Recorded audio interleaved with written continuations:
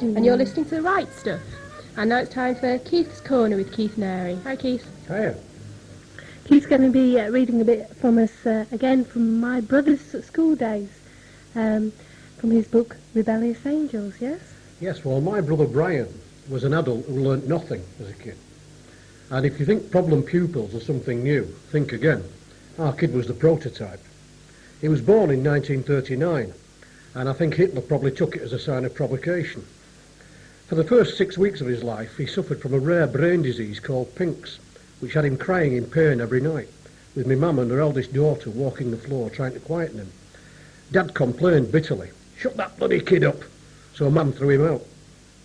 The doctors finally worked out what was wrong and treated Brian, but a certain amount of damage had been done. He couldn't seem to connect acts and their consequences. He was always standing on rakes or walking into swings, as if not realising that pain would follow.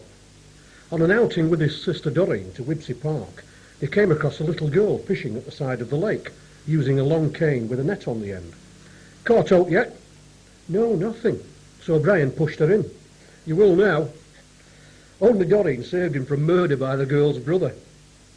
He was also incontinent, earning the nickname Jobus, as he was always jobbing in his pants. If I thought I had problems at school, it was nothing compared to our Brian. If he didn't like a lesson, he asked permission to go to the toilet, then set off down Manchester Road, shoplifting anything that took his fancy. When the teacher stopped him going to the bog, he simply pissed on the floor. Finally, St Joseph's gave up and transferred him nearer home to St Oswald's Church of England school. Here he was beaten up for being a Catholic, so Dad bought him some clogs. He kicked hell out of his enemies, who couldn't retaliate because they wore wellies all year round. One kid pulled faces at our bride from the safety of his front room window. Our kid slung a brick which went through the glass and beamed the kid. His father and our father fought it out that evening. Dad won, then came home and thrashed Brian.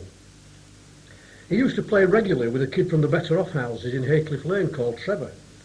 When they played cowboys, Brian would borrow one of Trev's guns and ride off into the sunset with it. Finally, Trev's parents noticed this distinct lack of firepower and sent him round to our house. "My mum says I have to ask for my guns back."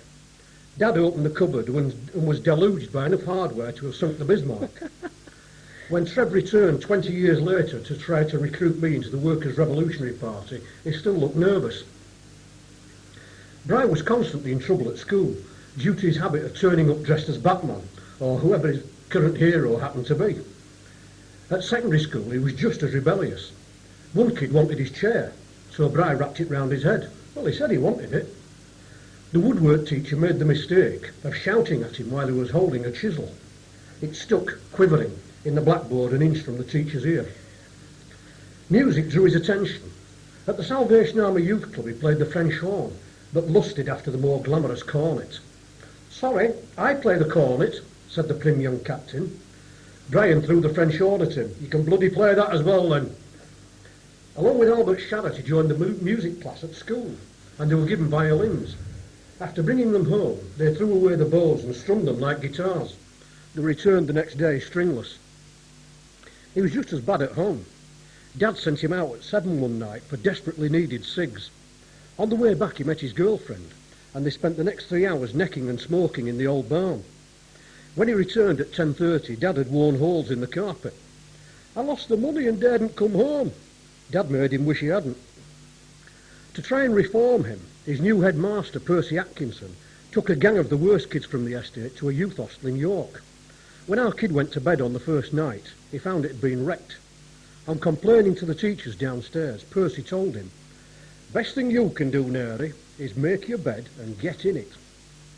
When Percy retired a couple of hours later, he found his bed in a similar state and heard a ghostly voice from the next dorm. "Best thing you can do, Percy, is..." What did he do when he left school? Oh, that's when the real fun started. His first job was at a firm called Dickinson's Signwriters, and after eating the boss's sandwiches, he was sent out for a paper at 1:30. He met an old friend of his, Ernie Kilbride, and they went for a game of snooker. He returned with the paper at 5:30, just as the office was closing, but just in time to get his cards. The next stop was a bobbin mill at Clayton. When the foreman asked him why he'd spent 3 hours in the toilet, he replied, "I were constipated." to Tanks and Drums in Bowling Back Lane, where they bust in female labour from Barnsley. These lasses were too rough for the pits, and after witnessing them strip one lad and shave his pubes, Bry left while he was still intact. Following an old family tradition, he went to Kit Ward's, where he lasted a surprising 4 weeks before being asked to leave after filling the manager's wellies with soap. Dad, in total exasperation, threw him out, so he went to live on Ash Grove, which was Bradford's Skid Row at the time, with Jack, the leader of the Bradford Teddy Boys.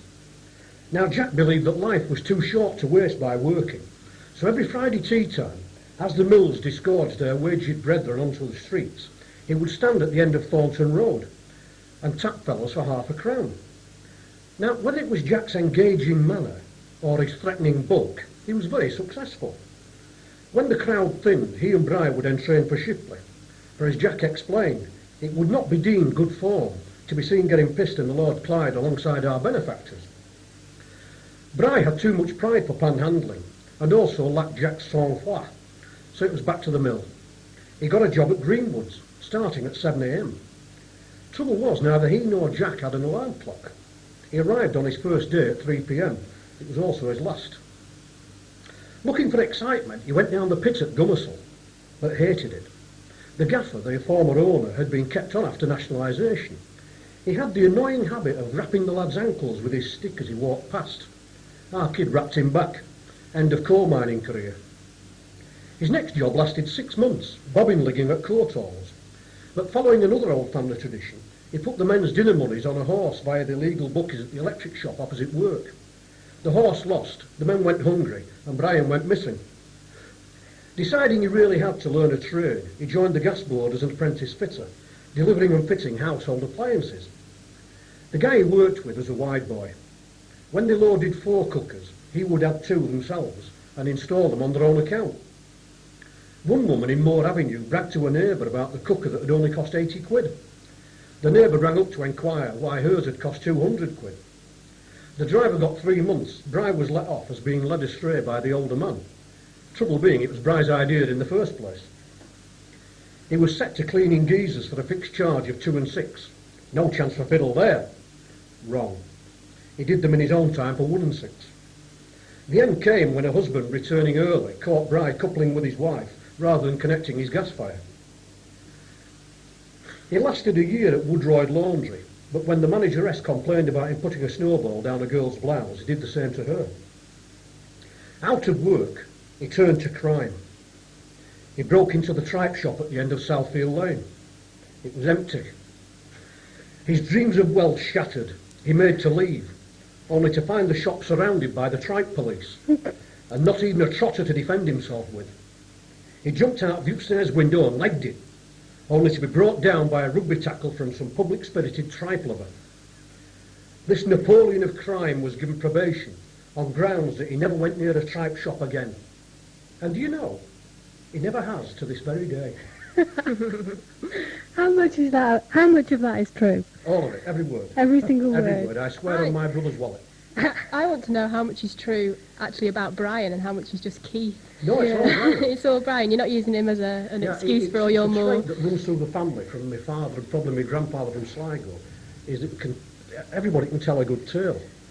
And when you get me and my brother sat in a pub and starting to tell tales, we've been known to hold audiences spellbound for hours, providing they were buying the beer.